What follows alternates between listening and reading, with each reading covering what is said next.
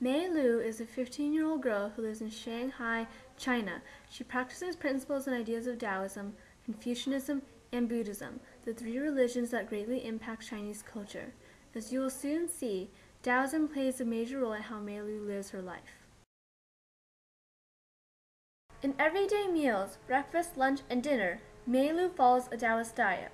Taoists encourage increased intake of natural foods from the earth, like vegetables, fruits, seeds, and herbs. Herbs are believed to increase the positive energy in the body.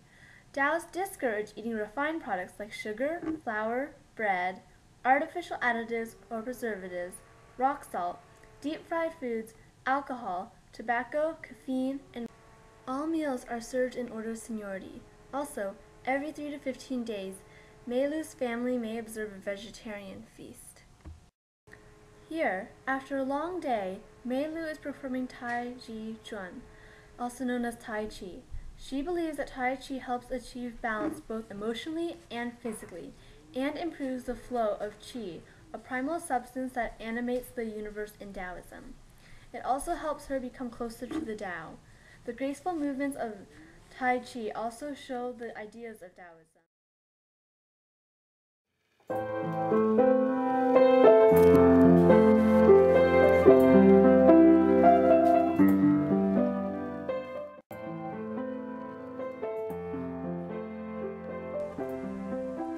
Every day, Mei Lu practices the piano and violin. Taoists believe music is a way to speak to the gods and achieve inner harmony, bringing the listener or participant closer to Tao. The way two tones, harmony and melody, meld together to create something else, which demonstrates the idea of yin and yang. Taoist meditation centers on clarity, stillness, and emptiness. Mei Lu is demonstrating one of the 4 postures of Taoist meditation, which is sitting down. The other 3 are walking, standing, and lying down. In meditation, people begin to draw their senses inward, to withdraw from the world of senses, habits, and reacting, to better focus on clarity. Mei Lu practices meditation in the morning and evening of each day, each 20 to 40 minutes. I paint pictures of plants and animals because it represents the way of life, and nature is important to Taoism. One picture I would draw would be a peach because it represents the longevity of people. Also, I could be drawing a pine tree because it represents nobility.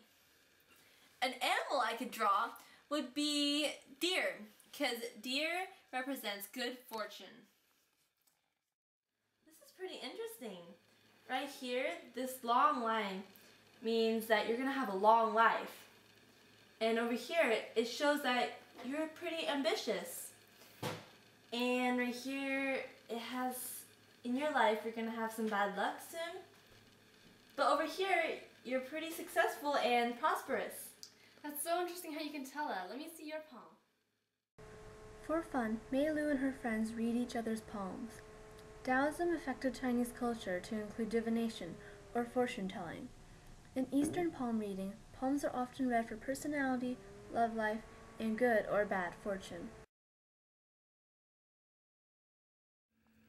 Every Taoist home and temple has an altar for the traditional Chinese ceremonies like Lunar New Year.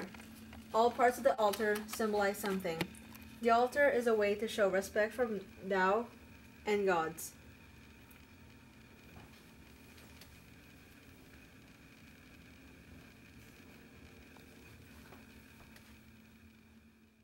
Everything on this altar represents something. The sacred light in the back, for example, represents the light of Tao. The 2 candles in the front represent both the moon, which is yin, and the sun, which is yang. And 3 cups, with the water being on the left, which represents yang. The tea leaves on the right represent earth, which is yin. The rice in the middle shows how both yin and yang need each other, and earth and water combine to help rice grow. The 5 bowls of fruit are the 5 elements in the Chinese culture, which are wood, fire, earth, metal, and water. The incense sticks in the front are the three treasures of Daoism. The second most important holiday in Daoism is the Mid-Autumn Festival, which is held on the 15th day of the 8th lunar month. Every year, Mei Lu and her family go to one of the largest Mid-Autumn festivals in Hong Kong and watch the dragon dance. And lanterns are hung up to light the dark night. Mooncakes are eaten to represent the full moons of this season. Incense is burned in honor of the deities. The Lunar New Year is the most important holiday in many Asian countries and Daoism. Mei Lu celebrates this lengthy holiday from the new moon of the first lunar month to until the full moon of the same month. She wishes good luck and fortune on elder family members and adults, and receives red envelopes that contain money in return. Symbolic of the new year, Mei Lu and her family go shopping for new clothes.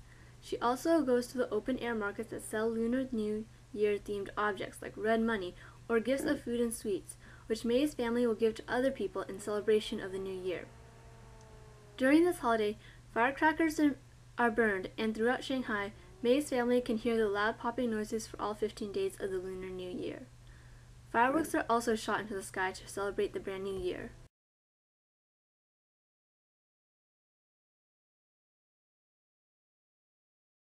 Confucianism, Buddhism, and Daoism all affect on how I should treat others.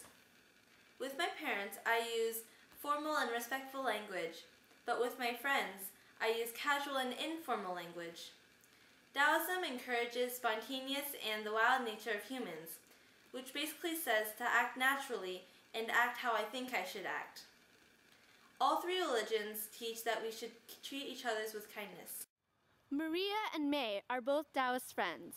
That means they don't engage in superficial conversations and listen to one another.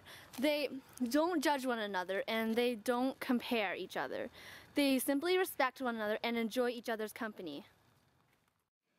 Here, Mei is teaching her little cousin the principles and traditions of Daoism.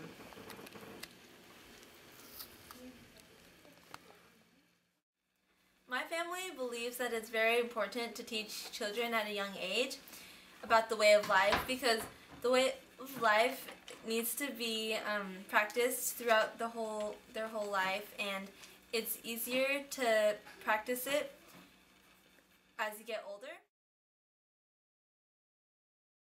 May believes in Daoism, a philosophy and religion that teaches a person to withdraw themselves from civilization and towards nature in order to attain harmony with the Tao, the dominant force behind the universe. May lives her life based on the ideas of four principles: Tao, the force of the universe; Day, the active expression of Tao; Wu Wei, acting by not acting; and Pu, a passive state of receptiveness. Yin and Yang is living by the balance of the opposites of the universe. May uses these themes and the virtues of Daoism throughout her life. The yin-yang is a universal symbol of Daoism. The circle represents the Tao, or the way of life. Yin is feminine, dark, and yielding, but the yang is masculine, bright, and strong. The two are opposite, but they attract each other, and they always need one another and complement each other. They form a whole.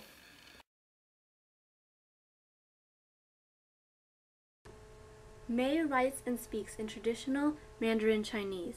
Her conversation reflects parables, paradoxes, and metaphors of Taoism that reveal truths about life. Her favorite paradox is the butterfly paradox, found in the writings of Zhuangzi, a philosopher. Zhuangzi asks himself if he is a man who has just awoken from a dream that he was a butterfly, or a butterfly still dreaming that he is a man. Mei Lu, like many Taoists, chooses to express herself indirectly.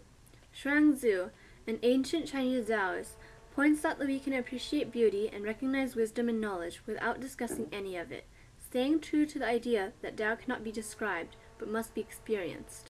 According to Taoist tradition, Mei Lu finds other mediums rather than direct language for self-expression, among them painting, music, and calligraphy. The art of calligraphy seeks to express certain qualities using written symbols, and the true beauty is not in the words, but in the lettering itself. I read lots of books that are influenced by the Taoism. Some books are the Tao Te Ching, and then the Zhangxi, which is humor, poetry, and political arguments.